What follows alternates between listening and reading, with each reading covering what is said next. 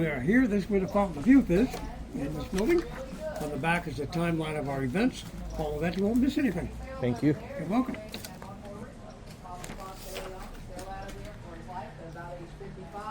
In 1513, most conquistadors died about 35 years old. So we aren't joking on Ponce. You ever see the old governor again? You better be looking for the Fountain of Youth. He's way too old. And the first thing that happens sailing out of San Juan is he gets his galleon stuck in the Gulf Stream. He's batting 1,000 now. He's been invaded, now he's stuck in the Gulf Stream. But that's going to propel him north up the east coast of Florida until he gets hit by an April storm and then slammed into the coastline at Guana River State Park. That is 12 miles north of here. The man that actually pulls the ship into the shoreline is the... And then by 1517, Ponce de Leon is going to be invaded as a governor of San Juan. Diego sent back to West Indies all the kings from Florida. But it's a hard supply chain too, that you're on the side. Plus you have to deal with it.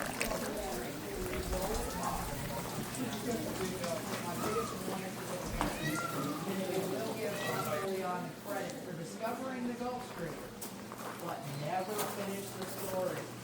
Where did it take him, guys? Because you're stuck in it. I challenge anybody to get in a Spanish galleon with a crew of about 40 crewmen at the base, get stuck in the Gulf Stream, see what happens. You're going all the way to Boston, unless something happens like a storm or something like that. Yeah. Good morning, Miss Ashley. Absolutely. Yeah, I mean, you're very welcome. And I always remember, yeah, and well, that's it. Nobody ever talks about Juan Rio, and it's bad because he's a really great person. And in Catholic Spain, in the 15th century, no one would have made any determination in his name at all. He simply would have been a conquistador with everybody else. Right. Nowadays, it's kind of important because when you think about it, the people that discovered this country, one was an Afro-Cuban and one was before in Virginia. We got our issues. That's okay. You're very welcome. They are the British. They were third on the list, guys. All right. Well, you guys can find water right here.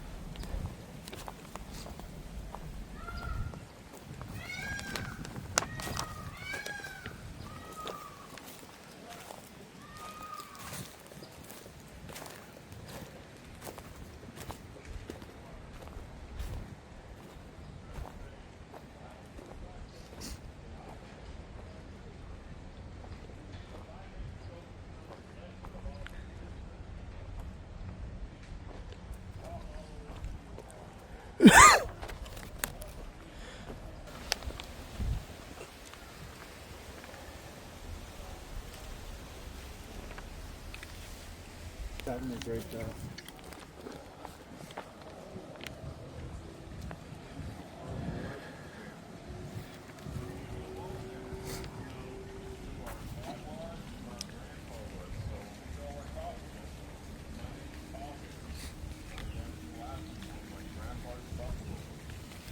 Now she knows who my ancestors are, so we know we're not going to marry a cousin.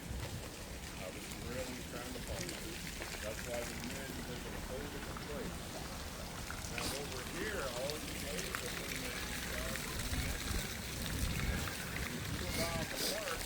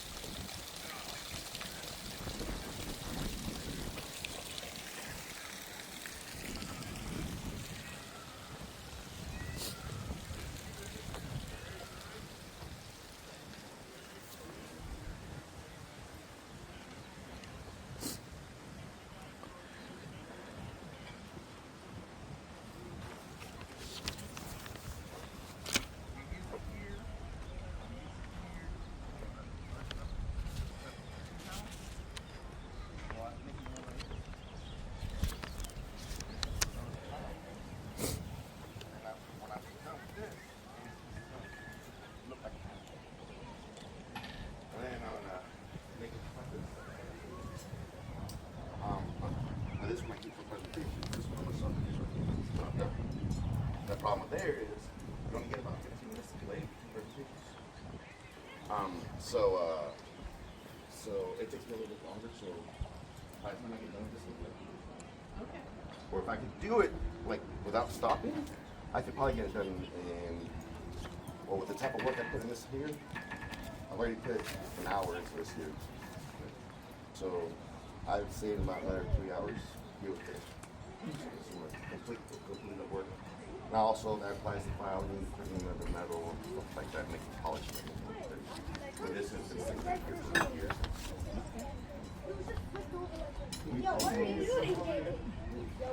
So folks, Thank you. how you doing? Any other questions? All right, well, thanks for coming down. I hope you all have a blessed day. And enjoy some. Oh, you're not even supposed to go. Straight ahead.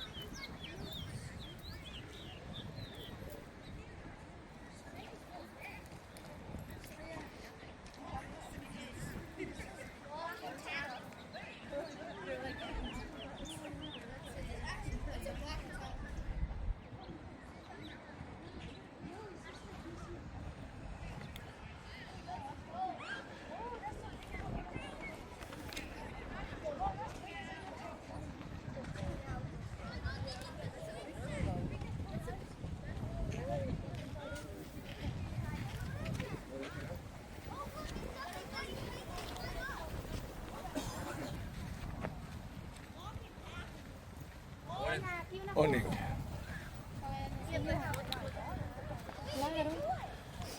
Pónganse ahí.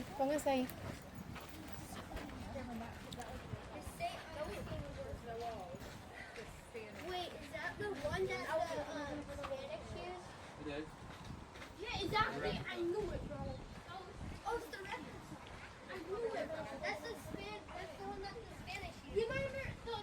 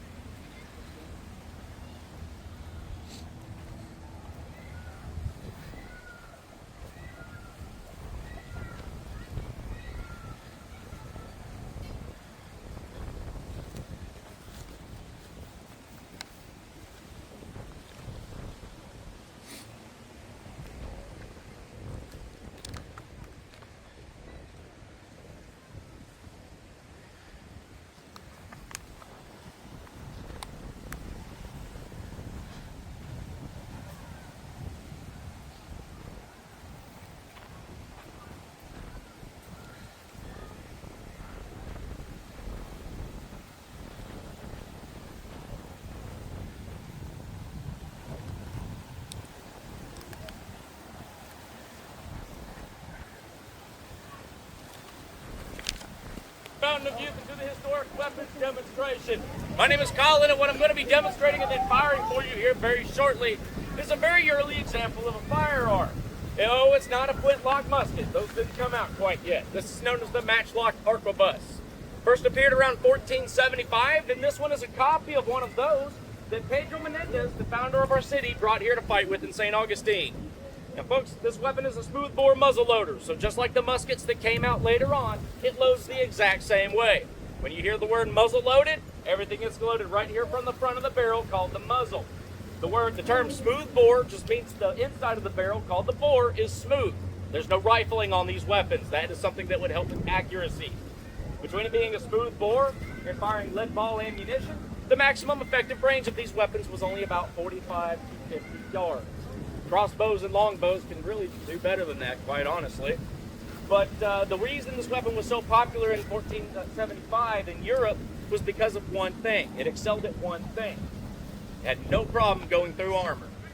And in the late 1400s, especially if you were fighting the French, they were fond of using a large formation of troops called heavy cavalry, which consisted of gendarmes, which are knights wearing suits of armor head to toe, and riding on a very large war horse. They're charged to get you at full speed, and that horse is also going to be wearing some type of armor. It's a very tough target to bring down with crossbows and longbows. They would just bounce off of it. That was until the firearm made its debut.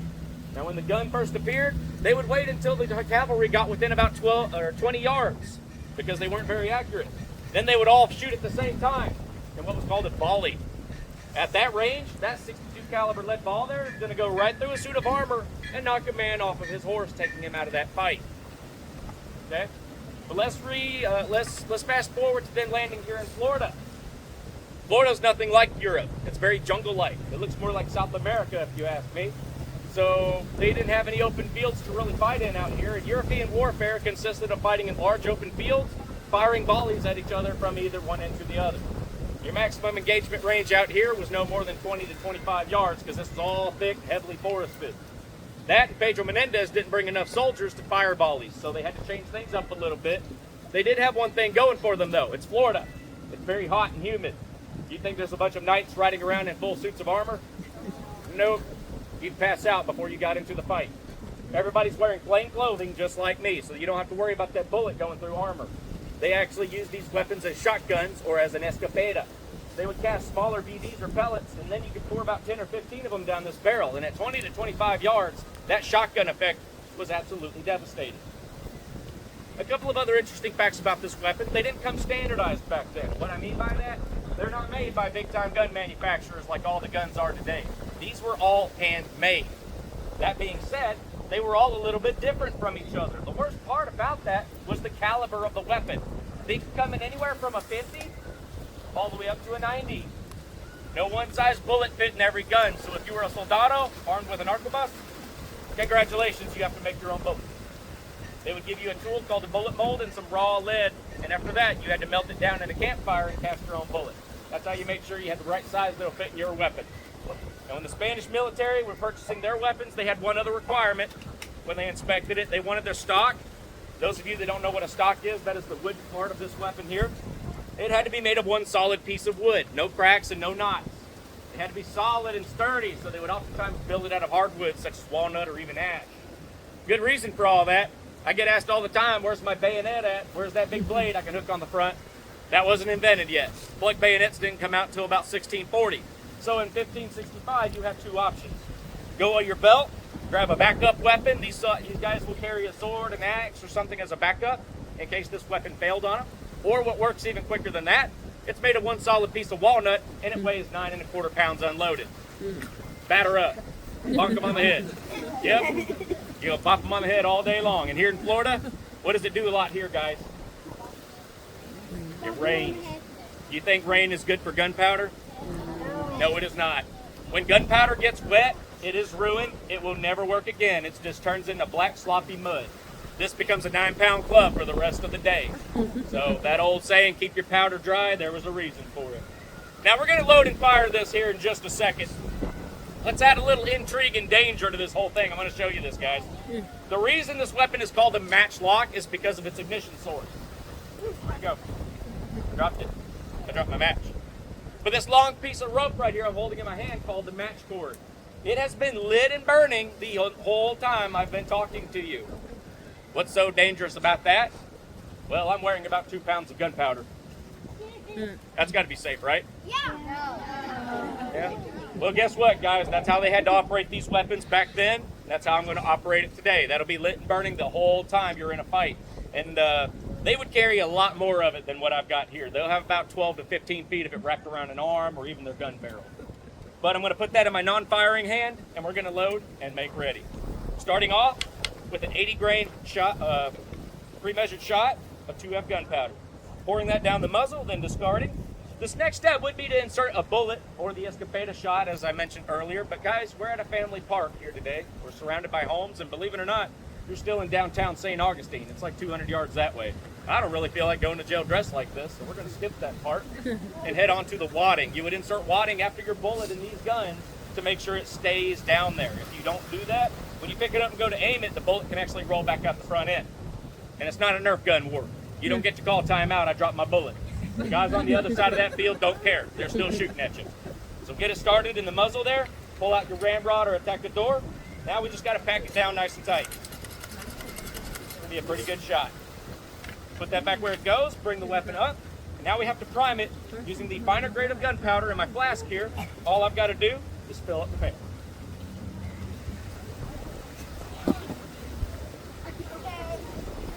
Got a couple of pats, get the charges nice and seated. Now, we are now ready to fire. I'm going to go through a couple of commands, guys. We're going to set them match.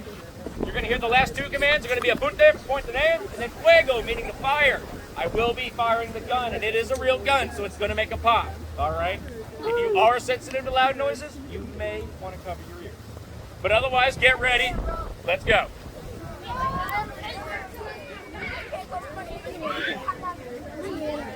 Level it up, shot. Prepare the man.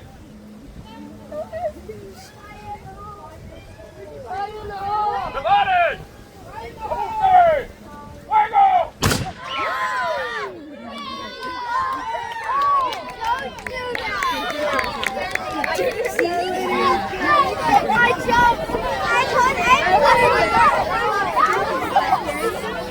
That will conclude our demonstration on the Matchlock Arquebus. Thank you for stopping by. I hope you had a blast.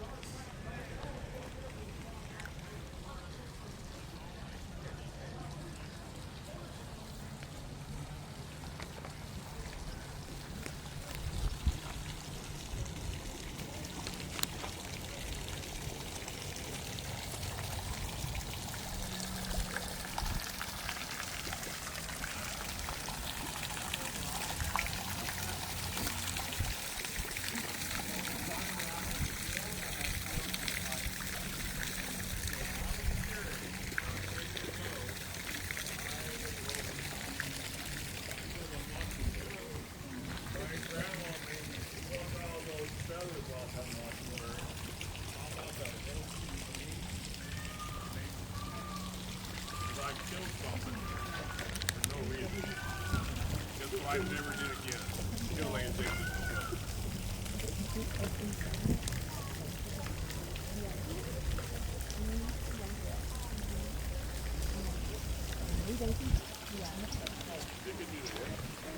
Native people were very simple. Now, one thing you have to tell everybody and mom and dad. Do not, did that, never worship an animal or a tree. You have respect for them because they are a living thing.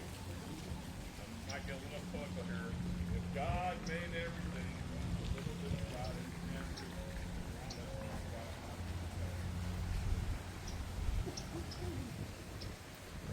They are real, this is not mine.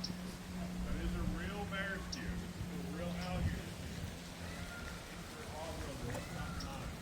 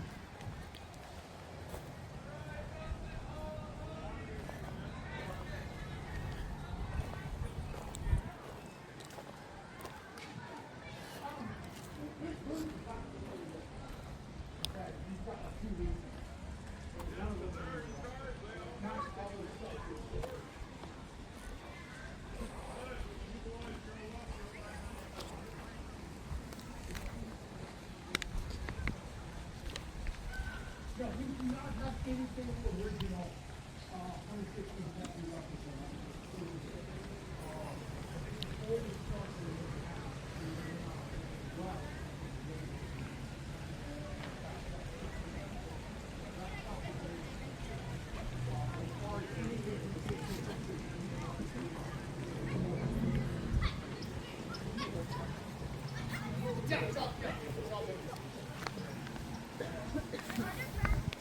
And from then on, once that word got out, that was Spain's purpose. Pedro Menendez here at this site actually treated people really well. Right, but once they. Oh, from the English? Yeah. Well, no, they're actually taking them back to Charleston and then selling them to the sugar plantations in Jamaica. Yeah. The reason for that is during the 1702 siege, this was not condoned by the crown. Okay, so Governor Moore has got investors, and he lost all their money, plus 4 ships, and he's facing debt reimbursement. So that's how we got out of the debt. Yeah, he's like, here, take these people. Yeah, I typically try not to get into that with the kids. Well, with the 4th graders, I'll do it with high schoolers. Yeah. Thank you. Yeah. You're welcome. Yeah, so I'll be able to. My first one's always the worst. What's that? My first one's always the worst. Really? Yeah. Just getting motivated. First crossbow, first weapons, first Yeah. machine, always the worst. I get, because I have all these.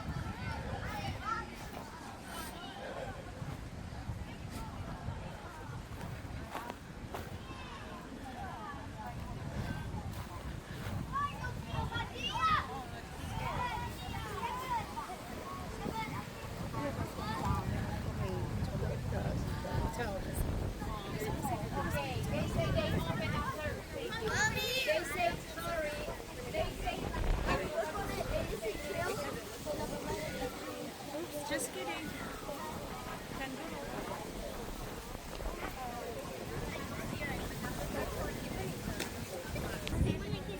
Alright, good morning, y'all. My name's Anthony, that's Daniel in there. What we're going to be doing for y'all today is a demonstration on a couple weapons that Pedro Menendez, the founder of St. Augustine, would have landed with when he came here in September of 1565. We're going to start off on the quiet side and work our way up from there. I'm holding is probably pretty familiar. This is, of course, a crossbow. Now, crossbows have been very popular in Europe during the Middle Ages due to their ease of use and ability to puncture armor, specifically chain mail long distances. However, by 1565, when St. Augustine is founded, crossbows are considered militarily obsolete. Nobody in Europe wants to use crossbows anymore. Now they want matchlock firearms like muskets and arquebuses. Despite that, Pedro Menendez still brought at least 30 crossbows with him on his expedition to Florida. He had 2 very good reasons for that. For one, crossbows were very, very cheap to purchase in the mid-16th century. If you wanted to lead an expedition to the New World in those days, you had to sign a document known as an asiento or contract. What did that mean? Well, it basically meant you had to pay for everything yourself. It means you had to buy or rent your own ships, get your own supplies, hire your own men, and now you had to arm everybody too. So when it came time to arm your men, you were on a tight budget, so you'd have to purchase older, cheaper weapons still deemed to be reliable, just like modern-day military surplus. And crossbows were a great option. However, the most important reason why crossbows were brought over is that crossbows don't need gunpowder to work. Due to the very hot, wet, humid, and of course rainy environment of Florida, the Spanish learned very quickly that sometimes their firearms don't work. That's because of one of the basic ingredients in gunpowder in the 16th century, charcoal. Charcoal loves to absorb water. You get your gunpowder wet, well, congratulations. That musket or arquebus becomes a club just like that. Crossbows don't have that issue. They can shoot even in the rain. That's what makes them excellent backup weapons for the New World. Now this is a pretty good replica of a 16th century crossbow. It looks pretty authentic, but there's a slight problem with it. It's somewhat underpowered. Every crossbow is going to have something known as a draw weight, which is basically the physical amount of force, measured in pounds that it takes to pull the string all the way back. This one only has a draw weight of 45 pounds, so I can pull that bowstring back very easily. All I gotta do for it is when I put the stirrup, go back on the string, lock the string into the rolling dot, and I'm safe to shoot. Like so. I'm gonna grab a modern crossbow bolt, slide it between the grooves. I'll see what I can do. The wind's kind of blowing, so this should be fun.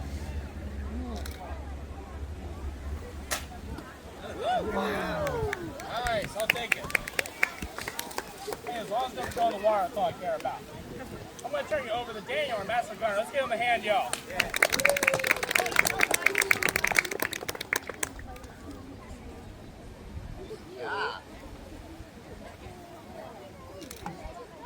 How's everybody doing today?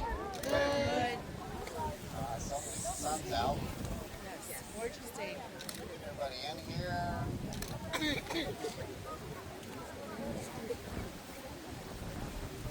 in here, get them all settled.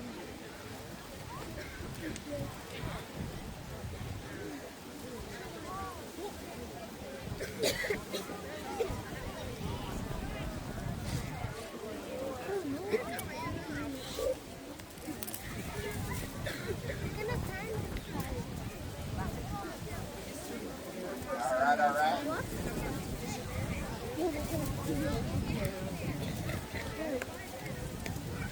All right, good morning, everybody. Welcome to the Fountain Youth Archaeological Park. My name is Daniel. Let's talk about cannons. Now, all these old rusty cannons here are found down in the Caribbean underwater for a couple hundred years. Brought them up to the surface. The air hit them and some baked them, but this was your state-of-the-art cannons for the mid-1500s. Because before that, they didn't have the ability to melt that much metal, and that's what this is, cast iron, and they're muzzle loaded. Everything goes down in front of it. The powder, the wadding, and the cannonball, which in turn make it very powerful. This is a Spanish long 9. It fired a 9-pound cannonball at least 2 miles. Not too bad. However, if you wanted to fire the gun right away to get this wet sponge on a long stick, ram it down the barrel, making sure all the embers are put out before you reload it, or else you're going to blow yourself up. I'm sure they want to avoid that. I know I would. So it took them about 2 minutes to reload the stout cannon.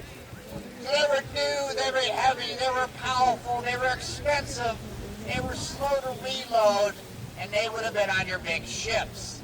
Now, what Pedro Menendez had along here in 1565 was none of those things. And cannon behind me on the gun deck is a copy of one they would have had from the late 1300s.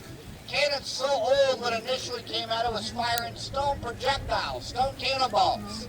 That is a breech-charged, muzzle-loaded, 6-pound bombardetta. What does all that mean?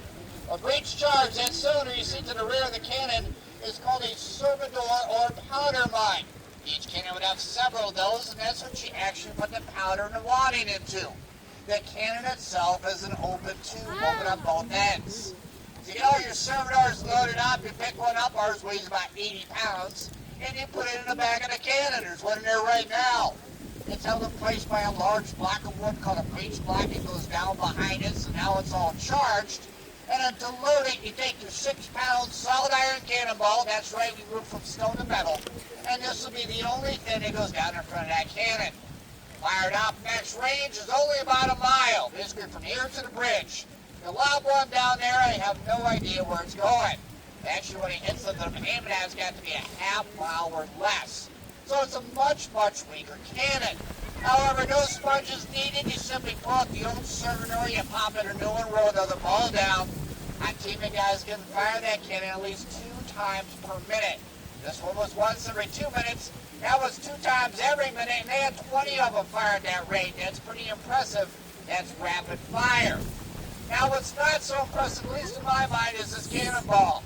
I consider just a hunk of metal flying through the air, doesn't blow up like on TV or in the movies. Now, don't get me wrong, it'll go through a dozen guys, but when it comes to the big ships and the big guns on them, probably just bounce right off the sides, causing little to no damage whatsoever. So what's the point of having 20 rapid-fire cannons here if they can't blow up the big ships? It's all about the bay and the inlet. Back then it was only about 9 feet deep, and the big ships required 12 feet of water so they could knock them in here. If anybody wanted to attack us, like the French, and to pump their ships out of the ocean and come in the bay in rowboats, longboats, or boats like the chalupa that we have over in the boathouse. And that's where our 6-pound cannonball really shines, traveling about 400 miles per hour. It'll go right to the side of those boats, no problem. So I imagine if they were attacked, they just wait for them to come around the island and venting in a clear view. We didn't have all these sandbars and mangroves. So once we get an eyeball on the enemy, we start firing our cannons.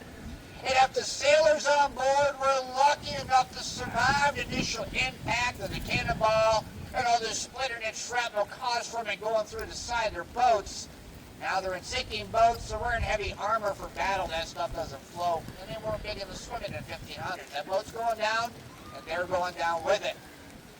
Now it takes about 2 pounds of gunpowder to fire a 6-pound cannonball. We're not going to use quite 2 pounds.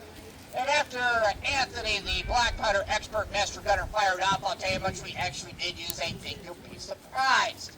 Now I'm going to give him 2 commands. Viva St Augustine, which means long live, fuego, and he will fire the cannon. It's going to be loud. That's what cannons are. Cannons are loud. Like loud noises, I'm going to cover my ears, and he's wearing hearing protection. You may want to cover your ears as well. Listo? Right, guys, here we go. Viva St Augustine! Viva! Fuego!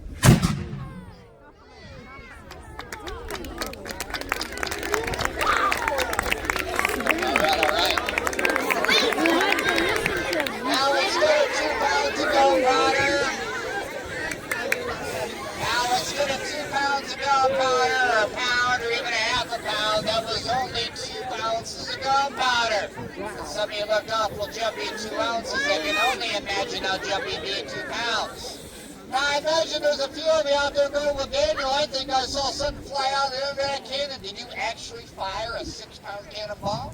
No. We did not, because, well, this is the only one we have. However, we did use Spanish moss for the wadding, the stuff that grows on trees. It's not Spanish, it's not moss, but that's what we use, and that's what you saw fly out of the cannon. All right, guys, that completes our demonstrations. I hope you enjoyed them. Thanks for coming to the park. Enjoy the rest of your time here. Adios.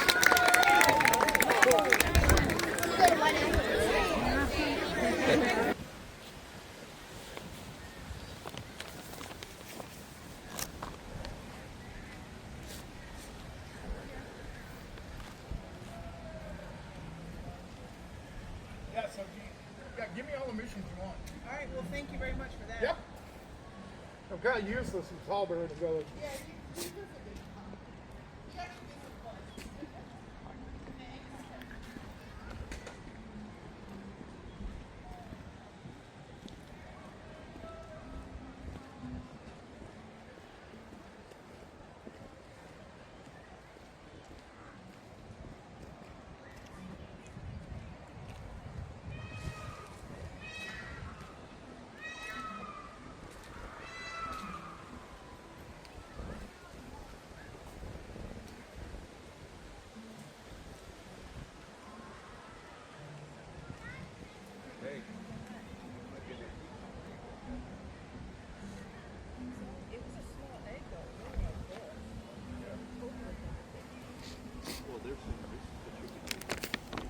But that's they're using a store color.